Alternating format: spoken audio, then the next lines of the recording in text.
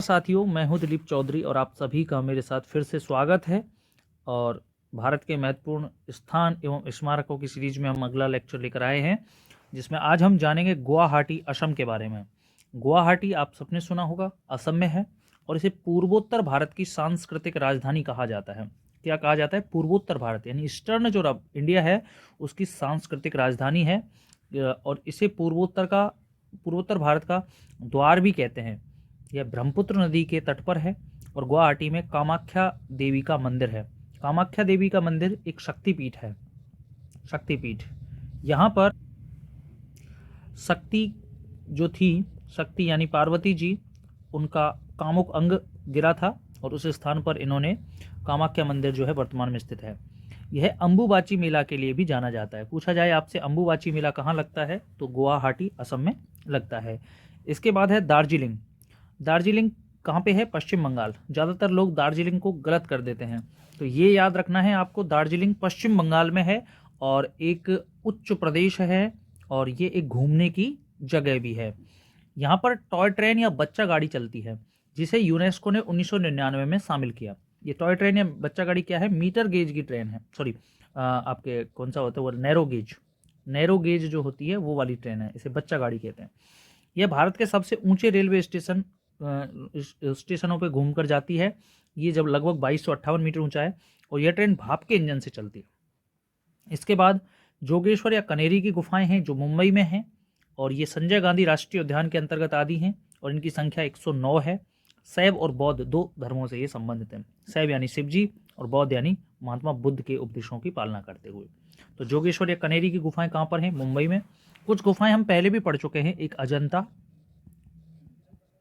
एक एलोरा, एक एलिफेंटा। इसके अलावा एक और पढ़ेंगे, कार्ले। कार्ले के चैत्य, ये मुंबई के पास है। एलिफेंटा की गुफाएं भी मुंबई के पास हैं, ये मुंबई के पास हैं। ये दोनों औरंगाबाद हमने पढ़ा था, औरंगाबाद। ये दोनों महाराष्ट्र में ही हैं, औरंगाबाद के पास। ठीक है, अजंता एलोरा। तो ये एलोरा राष्ट्रकूट शासकों के टाइम की है, अजंता गुप्तकालीन है, एलिफेंटा भी राष्ट्रकूट शासकों के टाइम की है। ठीक है। इसके बाद आता है जयपुर। जयपुर का निर्माता सवाई जयसिंह था और इसने 18 नवंबर 1727 को इसकी स्थापना करी थी। एक बंगाली वास्तुकार थे जिनका नाम था विद्याधर भट्टाचार्य, इनके द्वारा। यहाँ पे कुछ फेमस जगह हैं, जैसे हवा महल जो प्रताप सिंह ने बनवाया था, जंतर मंतर जो सवाई जयसिंह ने बनाया, जिसे यूनेस्को में शामिल किया 2010 में। इसके बाद आमेर, आमेर को 2013 में यूनेस्को में शामिल किया गया। जयगढ़, नाहरगढ़, सिटी पैलेस जयपुर और 6 जुलाई 2019 को जयपुर शहर के परकोटे को यूनेस्को में शामिल किया है। ठीक है। अब वर्तमान में जयपुर शहर का जो परकोटा है इसको यूनेस्को में शामिल किया जा चुका। अगला है कोणार्क का सूर्य मंदिर। तो कोणार्क का सूर्य मंदिर कहाँ पर है? उड़ीसा में है और इस मंदिर का निर्माण नरसिंह प्रथम ने करवाया था। इस काले ग्रेनाइट से बना हुआ है और इसे काला पैगोडा भी कहा जाता है, काला पैगोडा। ठीक है। वैसे पैगोडा डचों की एक मुद्रा थी, सोने की जो मुद्रा थी डचों की, उसे पैगोडा कहा जाता है, डच। ठीक है।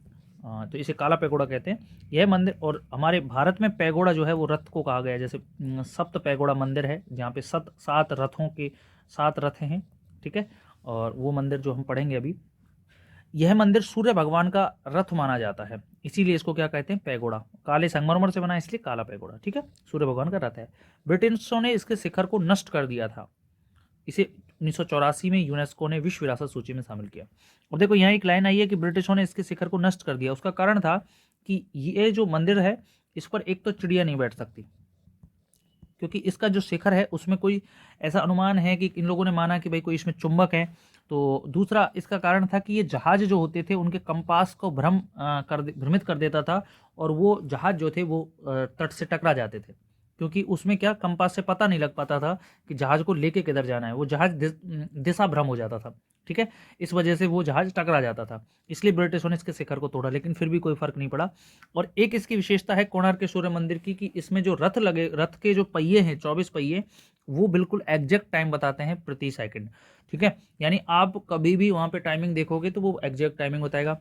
तीसरी इसकी विशेषता है कि इसकी छाया कहीं भी नहीं बनती है। ठीक है। ये बहुत ही महत्वपूर्ण मंदिर है कोणार्क का सूर्य मंदिर। कहाँ पे है? उड़ीसा। इसके बाद अगला देखेंगे हम। इसके बाद हम बात करेंगे अब मुंबई की। मुंबई यानी बॉम्बे।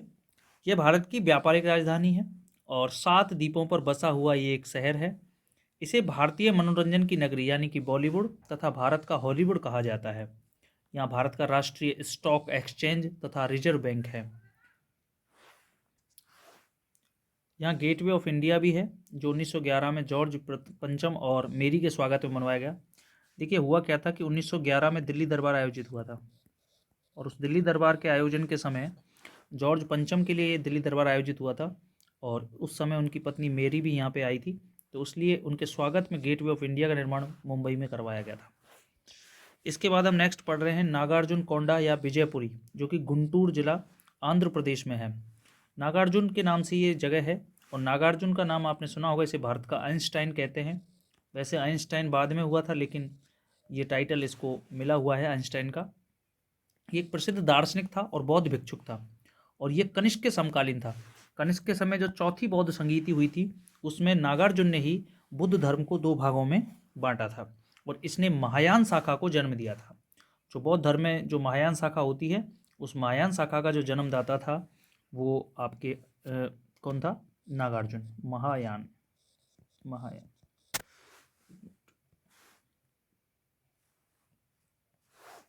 ठीक है। इन्होंने माध्यमिक दर्शन दिया और सापेक्षता का सिद्धांत दिया, इसलिए इन्हें भारत का आइंस्टीन भी कहते हैं। यहाँ इन्होंने एक माध्यमिक विद्यालय की स्थापना की थी, और नागार्जुनी कोंडा कृष्णा नदी के पास है, कृष्णा नदी के किनारे पे। और ये जगह कहाँ पे पड़ती है? ये जगह पड़ती है आपके आंध्र प्रदेश में। ठीक है। अब हम बात करेंगे रामेश्वरम की। रामेश्वरम यहाँ शिव जी का मंदिर है, और जिन्हें चोलों ने बनवाया था। इसे दक्षिण भारत का वाराणसी भी कहते हैं। और रामेश्वरम में वही मंदिर है, जब भगवान राम लंका के लिए प्रस्थान कर रहे थे, तो उन्होंने अंतिम रूप से यहाँ पे शिव जी की पूजा करी थी। तो ये वही जो है शिव जी का मंदिर है, जिसे रामेश्वरम के नाम से जाना जाता है। तो इसे चोल शासकों के द्वारा निर्मित करवाया गया था। और ये आप देख सकते हैं कि केदारनाथ में जो है शिव जी हैं, और रामेश्वरम में भी शिव हैं, और द्वारका और जगन्नाथपुरी ये भगवान विष्णु के धाम है। इनको 4 धाम कहा जाता है, 4 धाम: केदारनाथ, रामेश्वरम, द्वारका और जगन्नाथपुरी। इसका नेक्स्ट है सांची। सांची जो जगह है, ये विदिशा मध्य प्रदेश में पड़ती है। और सांची का जो स्तूप है, इसका निर्माण अशोक के समय हुआ था, और इसकी वेस्टिनी यानी इसकी तरफ चारों तरफ जो 4 दीवारी है, उसका निर्माण पुष्यमित्र शुंग ने करवाया था, जो अशोक के पोते बृहद्रथ को मार करके शासक बनता है पुष्यमित्र शुंग, तो उसने इसका निर्माण कराया था, इसकी वेस्टिनी का। अशोक की पत्नी देवी ने अपनी जन्मभूमि और विवाह स्थल पर इसके निर्माण का आग्रह किया था। 1989 में इसे यूनेस्को में शामिल किया गया है। तो वर्तमान में सांची का जो स्तूप है, इसे 200 के नोट पर जगह दी गई है। 200 के नोट पर सांची का स्तूप अंकित है। इसका नेक्स्ट हम देख लेते हैं श्रवण बेलगोला। और ये श्रवण बेलगोला कहाँ पर है? कर्नाटक में है। यहाँ चामुंडा राय, जो गंग वंश का सामंत था, गंग वंश के शासकों का। ये गंग वंश 2 थे, एक कर्नाटक में था और एक आपके उड़ीसा में था। तो गंग वंश का एक शासक था, उसका सेनापति था चामुंडा राय, उसने बाहुबली। अब ये बाहुबली कौन थे?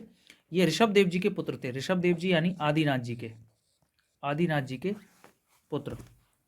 इसकी प्रतिमा का निर्माण जो है करवाया गया था। यहाँ पे 17 मीटर ऊंची ये प्रतिमा है, और यहाँ पे प्रति 12वें वर्ष महामस्तकाभिषेक का आयोजन किया जाता है। ठीक है, ये प्रत्येक 12वें वर्ष होता है।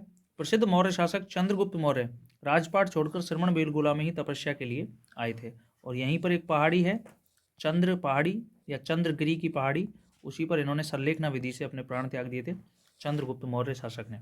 ठीक है, तो श्रवण बेलगोला फेमस किसके लिए है? ये जैनों का एक प्रसिद्ध तीर्थ है, और जैनों का जो है यहाँ पे बाहुबली की प्रतिमा है, जो लगभग 17 मीटर ऊंची है। इसके बाद जो नेक्स्ट स्थान आता है, ये है तंजौर, जो तमिलनाडु में पड़ता है, और ये आपके चोलों की राजधानी भी रही थी, चोलों की राजधानी। ठीक है, चोलों की राजधानी। और यहाँ चोल मंदिरों के लिए भी जाना जाता है तंजौर। यहाँ पे एक प्रसिद्ध मंदिर है बृहदेश्वर मंदिर, जिसे राज प्रथम, जो चोल वंश का शासक था, उसने बनवाया था। और ये राज चोल राजेंद्र फर्स्ट, जिसे दक्षिण भारत का नेपोलियन कहते हैं, उसके पिता थे। यह मंदिर शिव को समर्पित है, और इससे 1987 में यूनेस्को में शामिल किया गया है। इसके बाद नेक्स्ट है जगन्नाथपुरी का मंदिर, जो पुरी उड़ीसा में है, जिसका निर्माता था अनंत वर्मा, और ये भगवान विष्णु का मंदिर है, जगन्नाथ जी का मंदिर। और इसको फिरोज शाह तुगलक, इसके अलावा सिकंदर लोदी, इन्होंने तोड़वाया था। ठीक है, तो कई आक्रमण हुए थे जगन्नाथ जी के मंदिर पर, तो जिनमें फेमस ये फिरोज शाह और सिकंदर लोदी के आक्रमण है। इसके बाद आता है वाराणसी का स्थान। वाराणसी को बनारस या काशी कहा जाता है, क्योंकि ये दो नदियों वर्णासा और असी, इन दो नदियों के बीच में है, इसलिए इसे वाराणसी कहा जाता है। इसे भारत की आध्यात्मिक राजधानी कहा जाता है। यहाँ काशी विश्वनाथ का प्रसिद्ध मंदिर है। काशी विश्वनाथ जहाँ पे, सॉरी, इसको कह सकते हैं अपन शिव जी का मंदिर, ठीक है। तो यहाँ शिव जी का मंदिर है। और अभी हाल ही में नरेंद्र मोदी द्वारा यहाँ पे काशी विश्वनाथ कॉरिडोर की स्थापना की गई है। कॉरिडोर की स्थापना की गई है, जो लगभग 5,27,000 वर्ग फीट क्षेत्र में जो है इन मंदिरों के पूरे लगभग काफ़ी मंदिरों का समूह है, जो पुराने मंदिर हैं उन सबको एकीकृत करके इनका कॉरिडोर स्थापित किया गया है। हाल ही में इसका उद्घाटन हुआ है। यहाँ मदन मोहन मालवीय ने 1916 में बनारस हिंदू यूनिवर्सिटी BHU, बनारस हिंदू विश्वविद्यालय की स्थापना करी थी। और इन मदन मोहन मालवीय जी को महामना के नाम से जाना जाता है, जिन्हें 2015 में भारत रत्न से सम्मानित किया गया। बिस्मिल्लाह खां का संबंध भी बनारस से ही था, और यही बनारस था जिस बनारस में आकर के आदि शंकराचार्य जो हैं, आदि शंकराचार्य वो शिवजी से संवाद करते हैं और शिवजी इन्हें चांडाल के रूप में जो है दर्शन देते हैं, ठीक है। और ये आदि शंकराचार्य बाद में पूरे भारत में 4 पीठ स्थापित करते हैं, ठीक है। और ये केरल से संबंध रखते थे आदि शंकराचार्य, केरला से। चलिए दोस्तों, आज की क्लास में इतना ही बहुत है। नेक्स्ट अगली वीडियो में हम लेकर आएंगे। जय हिंद, जय भारत।